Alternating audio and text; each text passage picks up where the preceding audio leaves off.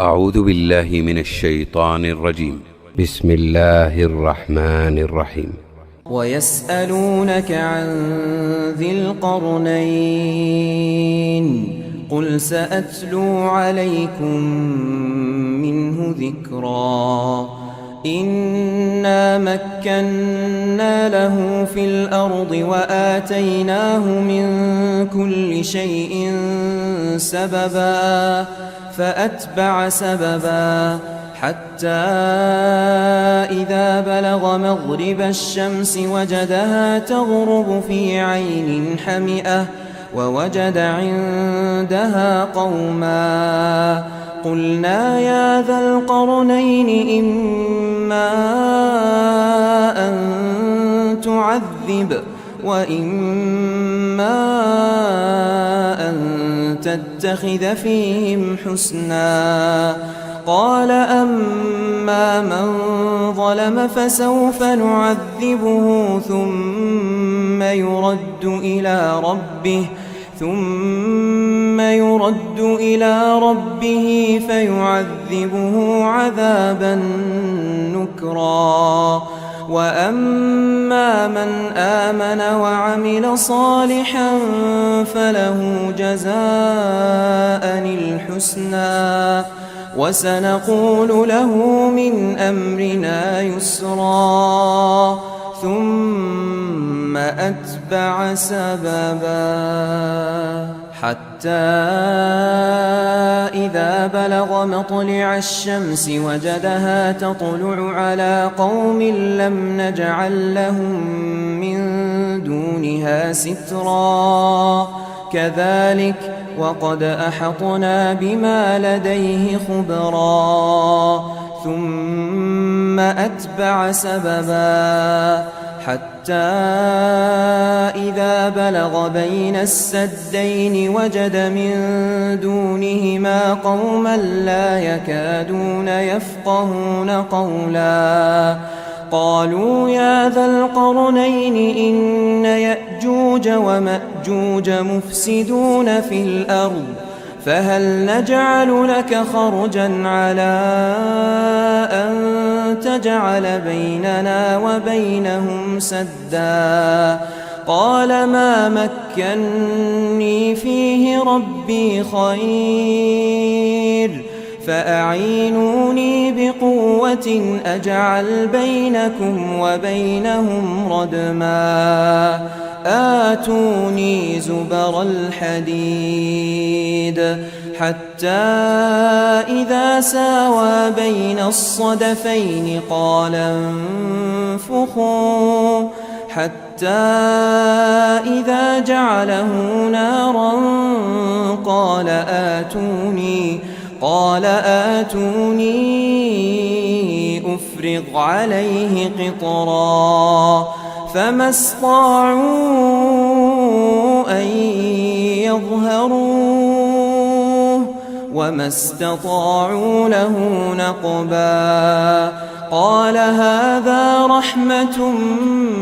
من ربي فإذا جاء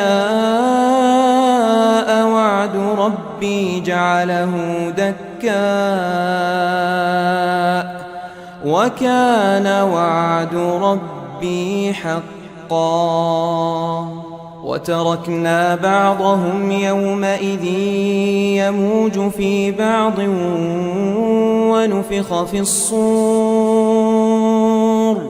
ونفخ في الصور فجمعناهم جمعا وعرضنا جهنم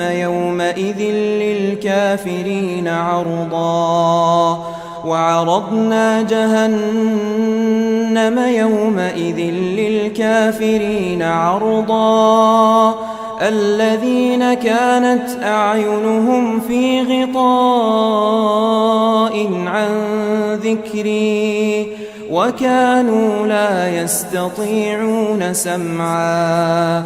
أفحسب الذين كفروا أن يتخذوا عبادي من دوني أولياء إنا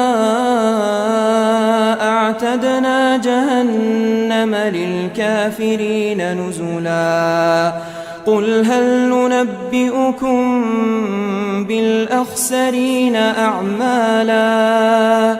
الذين ضل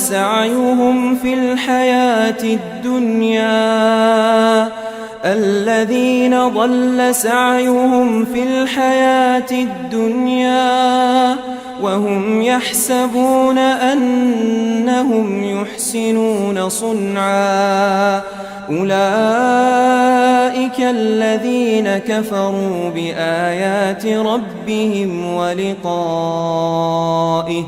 فحبطت أعمالهم فلا نقيم لهم يوم القيامة وزنا ذلك جزاؤهم جهنم بما كفروا واتخذوا آياتي ورسلي هزوا إن الذين آمنوا وعملوا الصالحات كانت لهم جنات الفردوس نزلا خالدين فيها لا يبغون عنها حولا قل لو كان البحر مدادا لكلمات ربي لنفد البحر قبل أن تنفد كلمات ربي ولو جئنا بمثله مددا قل إنما أنا بشر مثلكم يوحى إلي أنما إلهكم إله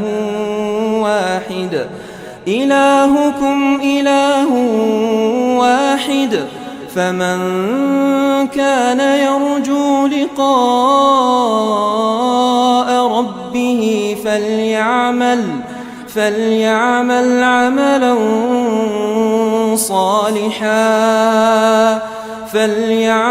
عملا صالحا ولا يشرك بعبادة ربه أحدا.